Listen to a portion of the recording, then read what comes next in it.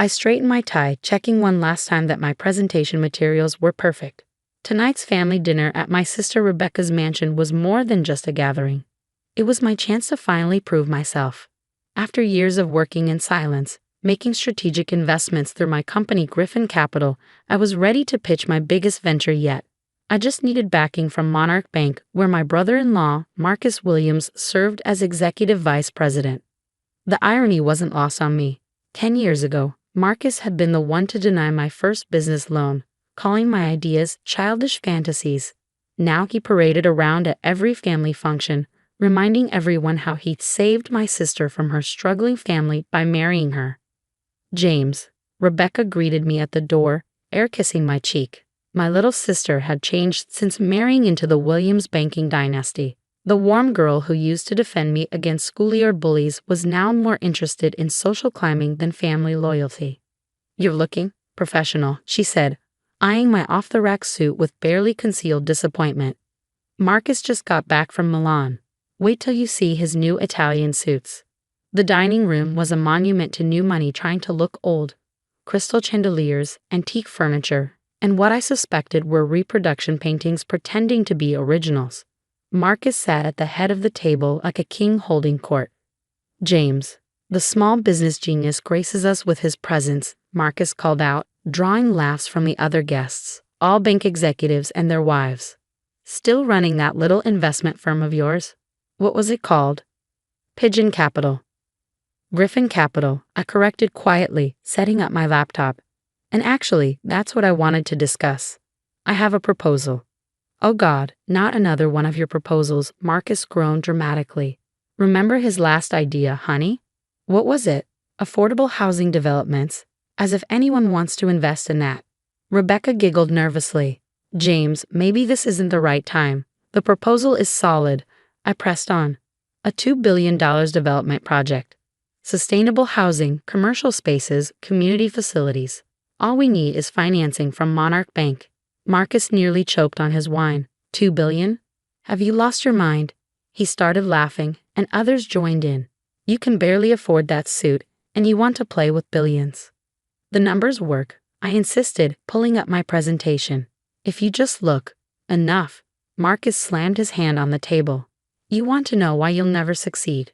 Because you don't understand how this world works. Real business isn't about helping people or building communities. It's about power. And you, dear brother-in-law, have none." He stood up, straightening his Italian suit. "Tomorrow morning, I'm presenting to Monarch Bank's board about our latest acquisition. Real business, big business, something you'll never understand. So stick to your small dreams, James. It's all you're good for." As forced laughter filled the room, my phone buzzed. A message from my lawyer. "Documents confirmed. Transfer complete. You now own 51% of Monarch Bank's shares. Board meeting scheduled for 9 a.m. tomorrow. Ready to meet your new employees?" I looked up at Marcus, still laughing at his own joke, and allowed myself a small smile. Tomorrow would be interesting indeed. I arrived at Monarch Bank's headquarters at 8:45 a.m., wearing the same off-the-rack suit from last night. The security guard did a double take when I walked in. He was used to turning me away from Marcus's floor. "Mr. Griffin." My lawyer, Sarah Chen, waited by the elevators. "Everything's in place. The board members have arrived early, eager to hear about Marcus's big announcement." She smiled. "They don't know there's been a slight change in the agenda. The last decade had been a careful chess game. While Marcus and his banking elite mocked my small investments, I've been quietly building an empire through Griffin Capital. Shell companies, silent partnerships, strategic acquisitions, all leading to this moment. The struggling companies I helped rebuild now formed a network of loyal allies, and their combined resources had allowed me to execute the ultimate takeover." "Does anyone suspect?" I asked as we rode to the top floor. "No, the share acquisitions were completely compartmentalized. Each shell company appeared independent. Even our insider sources say Marcus is confident about today's meeting. He's planning to announce Monarch's takeover of Rivera Banking Group." I smiled. Rivera Banking Group, another company I secretly controlled. The boardroom was impressive. All mahogany and marble, with floor-to-ceiling windows overlooking the city. Marcus stood at the head of the table, That same smug smile from last night plastered on his face. James, what are you doing here? This is a closed board meeting. Actually, Sarah stepped forward, placing a folder on the table. Mr. Griffin has every right to be here. What is this? Marcus grabbed the papers, his face reddening as he read. Ownership documents, I said calmly, taking a seat.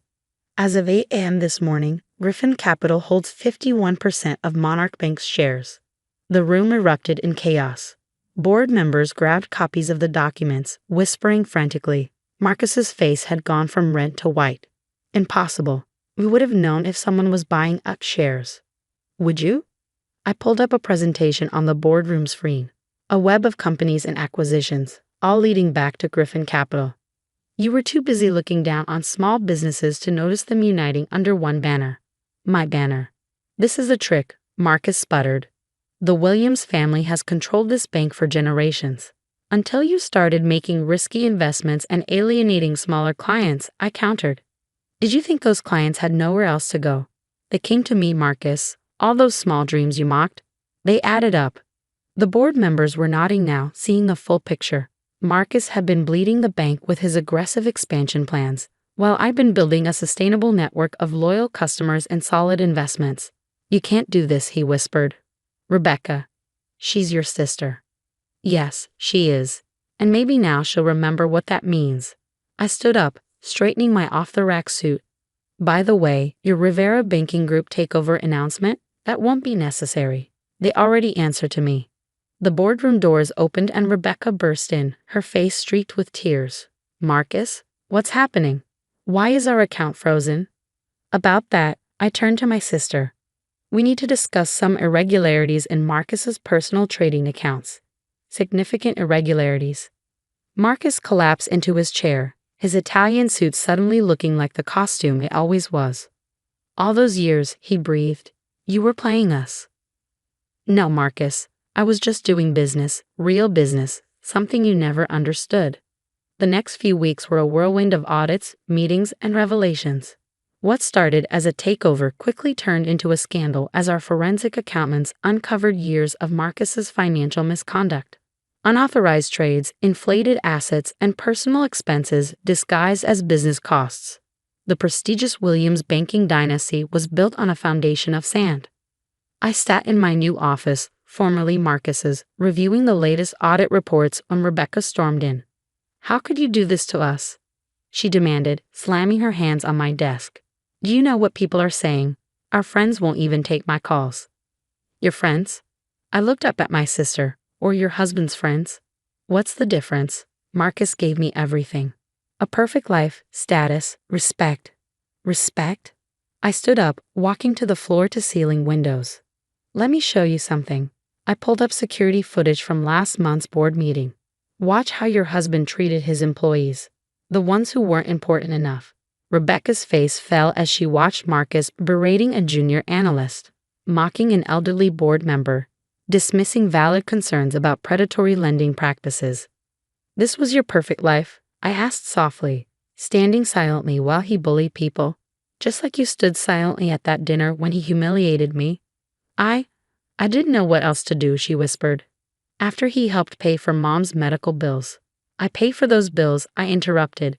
Through one of my shell companies, Marcus just took the credit. Check your records. Rebecca sank into a chair, her designer handbag sliding to the floor. Why didn't you tell me? Would you have believed me? The brother with small dreams. The intercom buzzed. Mr. Griffin? The FBI agents are here about Mr. Williams's trading violations. Rebecca's head snapped up. FBI. James, please. He's still my husband. And you're still my sister. I sat beside her. That's why I've arranged for immunity in exchange for his cooperation. He'll face penalties and fines, but no jail time. The Williams family legacy might be over, but you won't have to see your husband in handcuffs. Why? She asked, tears streaming down her face. Why show mercy after everything he did? I handed her a framed photo I kept in my desk, us as kids, her standing up to bullies who were picking on her nerdy big brother. Because a long time ago, someone taught me that real strength isn't about having power. It's about how you use it. As Rebecca broke down crying, my phone buzzed with a message from the board. Marcus had agreed to resign. His last act would be to sign over his remaining shares. The Williams banking dynasty was officially over, but maybe, just maybe, the Griffin siblings could start healing. 1 year later, the sign on the building read Griffin and Partners Financial Group, a merger of Monarch Bank with my other companies. The marble and mahogany remained, but the atmosphere had changed completely. Junior employees no longer flinched when executives walked by, and the boardroom hosted regular meetings with small business owners and community leaders. I was reviewing a microlending proposal when my assistant announced an unexpected visitor, Marcus. He looked different, humbler in his department store suit, the arrogance gone from his stance. The immunity deal had saved him from prison, but his reputation in banking was finished. Most of his so-called friends had abandoned him the moment his empire crumbled. James, he nodded, standing awkwardly by the door. I came to sign the final paperwork. The divorce settlement. Rebecca told me, I replied, gesturing for him to sit. She said you're moving to Chicago. Small consulting firm. Very small. He attempted a weak smile. Ironic, right? All those dreams I mocked. Turns out they weren't so small after all. No, they weren't. He placed a folder on my desk, the last of his Monarch Bank shares being transferred as part of the divorce settlement. You know what the worst part is? He said quietly, not losing the money or the status. It's realizing that I had a chance to be part of something meaningful. Your vision for ethical banking, community development. I could have been your ally instead of your enemy. Yes, you could have. Rebecca's happier now, he admitted. I see it when we meet with the lawyers. She's found her voice again. Started that children's charity she always talked about. The one you said was a waste of time. He winced. I deserve that. And a lot more. He stood up, straightening his modest tie. For what it's worth, I'm sorry. Not just for the dinner or the loans, but for everything. You were the better man, James. You always were. After he left, I walked through the office floors, watching my employees. Our employees, at work. The analyst Marcus had berated was now heading our community outreach program. The elderly board members' concerns about ethical banking had become our core philosophy. Rebecca's charity occupied the entire 10th floor, providing support for underprivileged children. My sister had found her purpose again, separate from designer labels and social climbing. Sometimes during lunch, we'd sit in my office and laugh about old times, slowly rebuilding the bond we'd lost. That evening, as I prepared for a board meeting, my assistant brought in a loan application. Small bakery downtown. Owner says she met you 10 years ago. I smiled, recognizing the name. It was the same woman who'd given me free coffee when I was struggling to build Griffin Capital, believing in my small dreams when everyone else scoffed. On the application, I wrote, approved, with compliments from the small dream believer. Sometimes the best revenge isn't about destroying your enemies. It's about proving them wrong by creating something they never thought possible. Marcus had been right about one thing. Business was about power. But he never understood that the greatest power lies not in what you can take from others, but in what you can help them build.